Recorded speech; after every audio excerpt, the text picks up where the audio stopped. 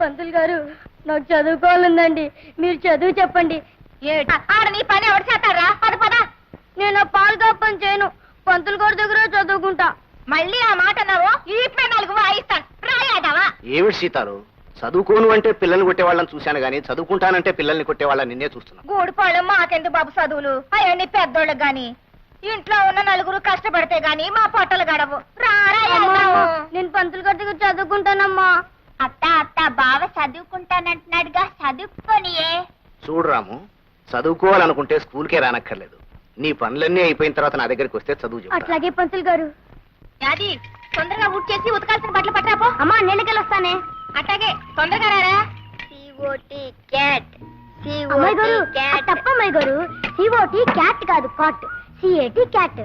రాము నీకు ఇంగ్లీష్ వచ్చా? ఓ రోజు నీ పంతులు గారి దగ్గర చదువుకుంటున్నానుగా. నీ పేరు ఇంగ్లీష్ లో రాయ్. RAMU రాము.